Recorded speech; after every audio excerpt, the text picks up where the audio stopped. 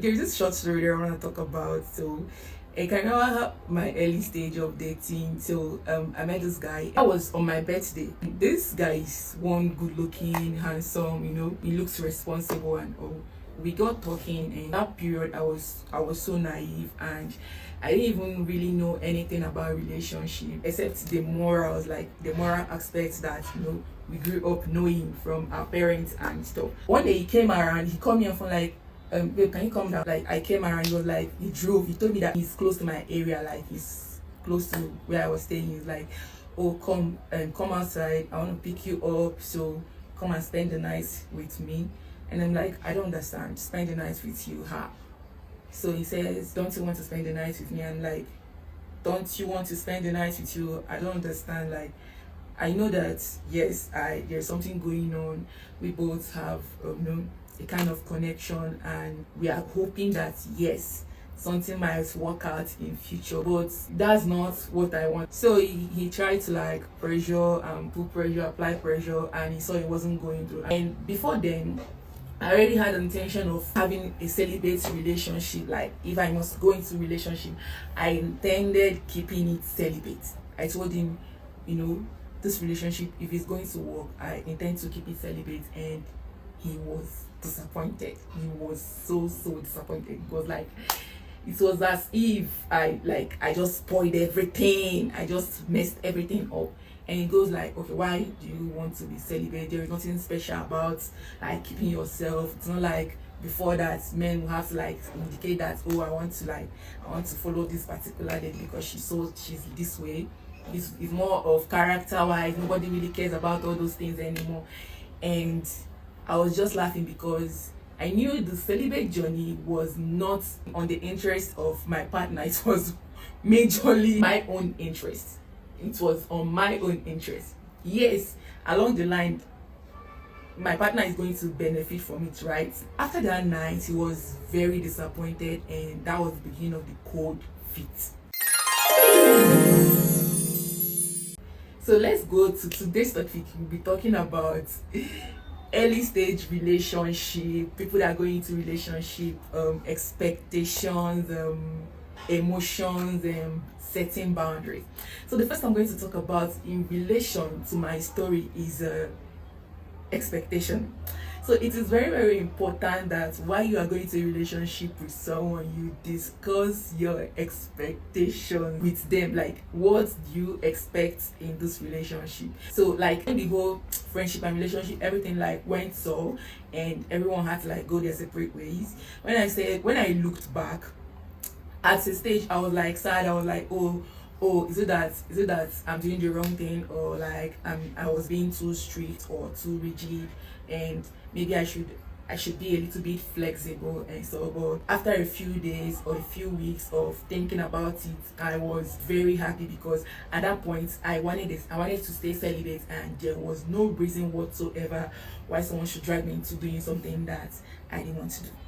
So let's get back to the point. It is very important to talk about your expectations in a relationship. Talk about your career expectation, your financial expectations, what the person wants, their needs. It's very important to discuss it, because so if I was not able to communicate my expectations with this particular person, he will be having hope that, oh, one day he will have it and he will have his way with me.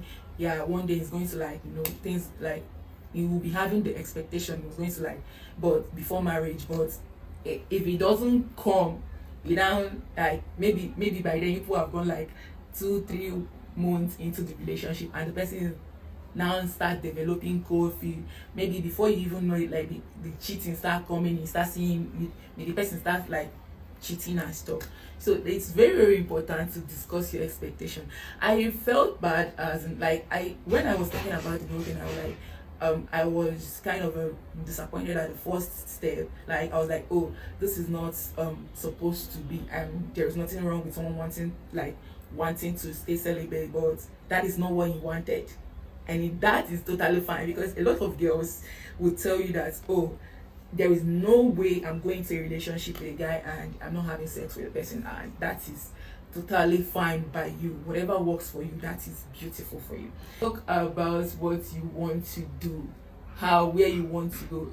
Yes, I understand that sometimes some things that you discuss in a relationship while you people were still dating, yes, maybe when you now get married, you just see that, oh, some of them you have to like let go, and some of them you just see that they are not meant. But deep down inside, there is one particular thing that everybody as a human being, you hold it close to your heart, that, oh, if I get to this height, if I get to this point in my life, I will feel satisfied. Some people it could be getting married, some people it could be furthering their studies, some people it could be having kids and being a mom. So whatever the expectations are, some people it could be doing one great stuff like that, but whatever the expectations are, they are just there. It's very, very important to communicate it to your partner. The next thing I'm going to talk about is managing emotion. Okay, guys, this one is very, very important, because I don't know, but I'm going to keep saying it. If someone speaks to you in a very degrading tone, there is no guarantee that when you people delve deeper into whatever that you are doing, the person is going to have a change of heart, or the person is going to change the tone to which they speak to you. Someone that you are in a relationship with cannot manage their emotion even when they are angry, control their speech even when they are angry, there is no guarantee that when you will get married, the person is going to be able to control how they speak to you. Relationship used to hide a lot of things, guys, a lot of things. That's why, I don't know, sometimes I just keep wondering, I'm like, God, truly, you really need to help your children to like review to us who is really for us and who is really against us. Because, well, while I'm saying this, no one is perfect, right? Including I'm saying, because I have my own problems, and it's still someone that is going to try to accommodate my own excesses. So I'm going to use myself as an example right now. One of my no's, like it's a very big no for me, is when someone is like, maybe we are having an argument and the person starts abusing me. This is like the biggest red flag for me, because like, in as much as I understand how angry you are, I don't think you have the right to abuse me. And people being able to watch their speech, watch what they say to you, even in the midst of all the heated argument, in the midst of being angry or having differences, is something that we don't really talk enough about. Because at the end of the day, if you are not addressing stuff about how someone is treating you right, you subconsciously take in those traits, whether you like it or not. And if you both are unfortunate enough to like get married, then it's a battle of abusing going on in your house. Because even your kids will like pick up words when you have arguments in the house. So honestly, this video is particular for teenagers. This video is particular for people that are going to relationship newly. If you like interview a lot of teenagers, and if you even interview people that are not teenagers, when you hear some kind of stuff they did for love, and you are like, oh wow, this is beautiful. But on the other side, there are stuff that are not worth it. There are stuff that, if they are value to you, I think you should keep it, and understand that it's okay for them to have a different view about how they see stuff, and it's okay for them to like totally disagree with you and have different choices on what they want. But it's also okay for you to disagree with them and keep to what you want for yourself. It is very important that you know that there is somebody for everybody. This is something I keep saying every time. There is someone for everyone, even people with very toxic character, and you are like, oh, he's going to like settle with this one. There is someone for that person, and just so you know you are not just the person for that person, and you just don't need to accommodate that kind of person also. Set boundaries and stand by your values. If you are not the right people, let them go. If they don't agree with you, it is totally fine that they don't agree with you. Like, you are not jollof rice that everybody wants, because even jollof rice, some people tell you they don't like jollof.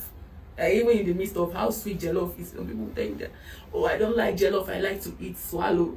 Everybody must not agree with you, and also understand that it's okay for them to not agree with you, and maintain a stable place where you both can disagree comfortably with each other, keeping in mind that there is beauty in variety and we are all wired differently. So while at this, just hope that you get to see your person and you get to find your match. You don't need to do stuff that you don't want to do to please somebody. You don't need to like change your morals. You don't need to like change your values just to accommodate people, and believe people for who they tell you they are. If someone is telling you that they are this, please believe them. If someone is telling you that they are fraudsters, please believe them. Don't make excuses for them by saying, oh, he just does fraud once in a while because of his situation. Thank God. Don't make excuses for people, because at the end of the day, everyone knows what they are doing. There is no one that is not aware of what they are doing. This is Lifestyle and Fact with Chisom, and thank you for coming to this lecture. I hope you like my story, and I hope you learned one or two things from me. See you next time. Bye.